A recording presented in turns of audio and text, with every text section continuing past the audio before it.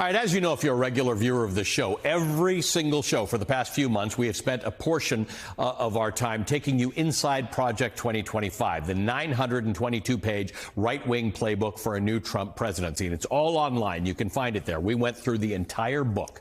Now that we've given you a look at what is potentially in store, we think it's important to look back at the previous Trump administration to remind ourselves what he already did, how he governed, and how he'd likely do it all again, probably worse. Because as the great Maya Angelou once said, when someone shows you who they are, believe them the first time.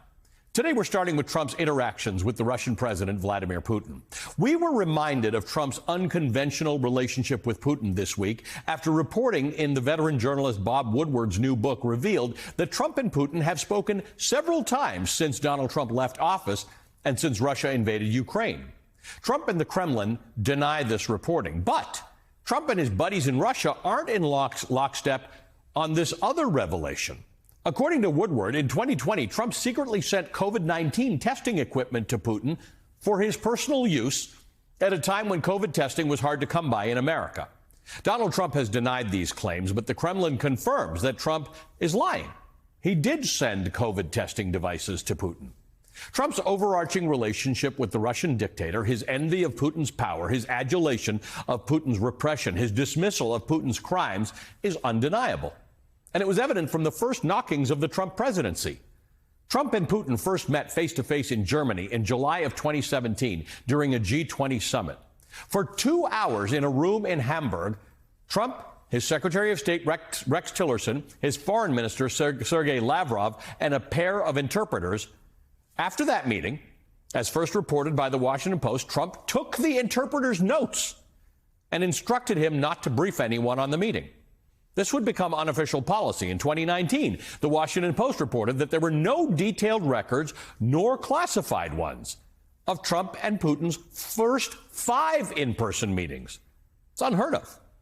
About a year after Hamburg, there was a summit in Helsinki. You'll probably remember this one. Trump and Putin emerged from yet another meeting in which the former president would not allow notes. And later, at a press conference, Donald Trump, standing next to Vladimir Putin, defied his own intelligence officials by taking Putin's word that Russia did not meddle in the 2016 election.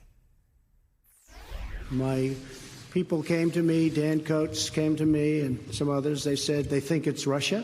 I have President Putin. He just said it's not Russia. I will say this. I don't see any reason why it would be.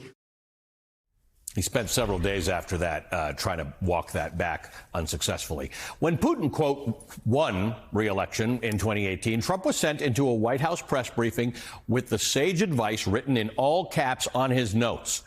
Do not congratulate Vladimir Putin on winning an election that was neither free nor fair. Doesn't matter. Trump congratulated him anyway. I had a call with President Putin and congratulated him on the victory, his electoral victory.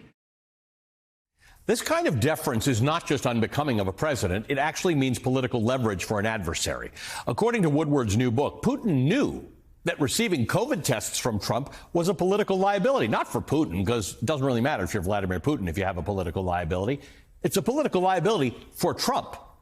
From page 33, quote, please don't tell anyone you sent these to me, Putin said to Trump.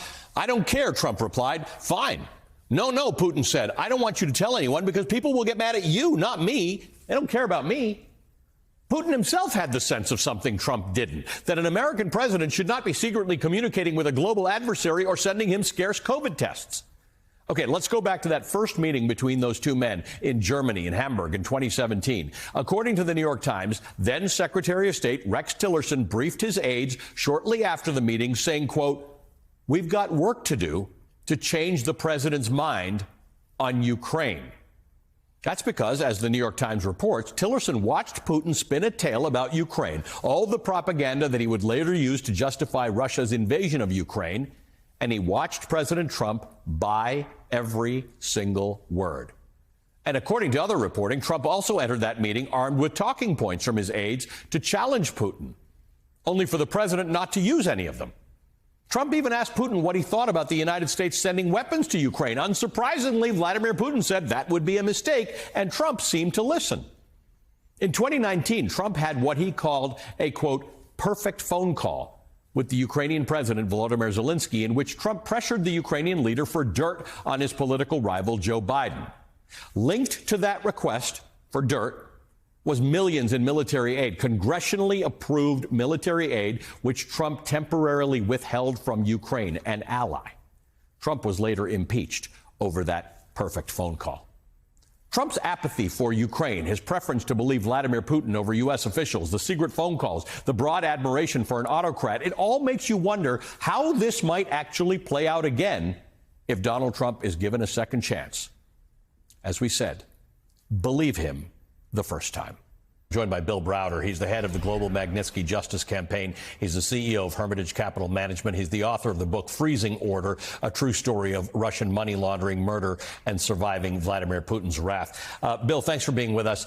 I think this is really important because the consequences of this, of all the things Donald Trump has done in his last term, the consequences of this unusual relationship with Vladimir Putin will be felt the minute we know who the next president of the United States is. This will not have to wait for January 6th. It will not have to wait for the inauguration on January 20th. You will feel the reverberations throughout Europe and the free world if Donald Trump is reelected because of this unusual, untoward relationship between Donald Trump and Vladimir Putin.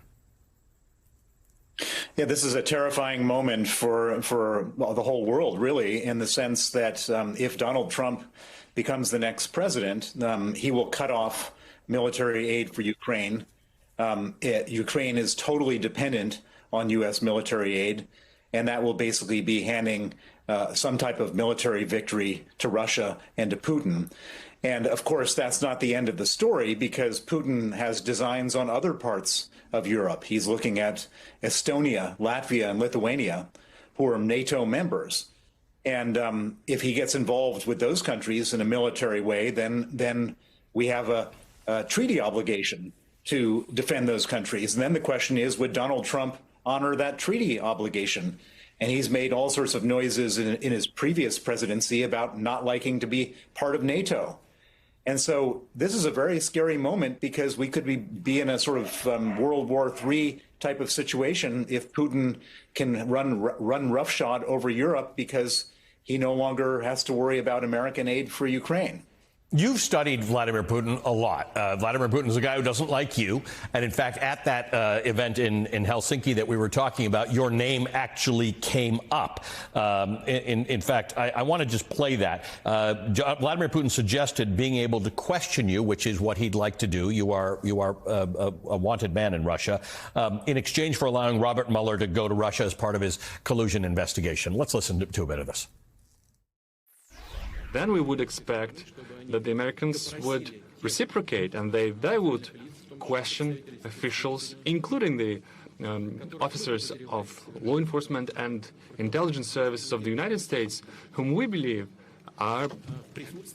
who have something to do with illegal actions on the territory of Russia. For instance, we can bring up Mr. Browder in this particular case. Business associates of Mr. Browder have earned over $1.5 billion in Russia. They never paid any taxes, neither in Russia nor in the United States. And yet the money escaped the country. They were transferred to the United States. I think that's an incredible offer. Okay, thank you. Okay, so, you can sit there and say Vladimir Putin doesn't like you. That's fine. That's your business with Vladimir Putin. Then Donald Trump comes in and says, okay, that's possibly something we can do. That's wild for Americans to understand that this relationship extends to them, that you, an American citizen, are actually endangered by a Donald Trump presidency. Well, I mean, so to have the most powerful man in the free world offering to hand me over to a murderous dictator who wants to kill me was absolutely terrifying. And after the summit was over, they weren't walking it back. They kept on talking about it, and it required a vote of the Senate, 98-0, not to hand me over before the whole thing was put to bed. And so, from putting aside the world events and Ukraine and all this kind of stuff, for my own personal interests, it's terrifying to think that I could be at risk of being handed over again if Trump becomes the next president of the United States. Why is he so enthralled to Vladimir Putin? Is it a Putin thing? Is it just that he likes dictators and he likes the power that Putin has over Russian people? Well, it's very hard to know what's inside of his mind, why he's so kowtowing to this murderous dictator. But Trump does have a pattern of behavior. He seems to like these types of characters. He's very friendly with the dictator of Saudi Arabia, Mohammed bin Salman, who murdered the Washington Post columnist Jamal Khashoggi. He's, in his own words, very close to Kim Jong-un, the dictator of North Korea. Putin seems to like, Trump seems to like strong men. He also seems to like these people who have a lot of money. I mean, after Trump made sure that there was no sanctions against Mohammed bin Salman, yep. His son-in-law ends up with $2 billion in his private equity fund, and his son-in-law doesn't have any experience running a private equity fund. And so it's hard to know exactly what's going through Trump's mind, but he doesn't seem to have the same type of passion for leaders of democratic countries. It just seems to be dictators that he has this affection for. Important for people to remember. Bill, thank you so much for being with us. Bill Browder is the head of the Global Magnitsky Justice Campaign, the CEO of Hermitage Capital Management, and the author of the book Freezing Order, a true story of Russian money laundering, murder, and surviving Vladimir Putin's wrath.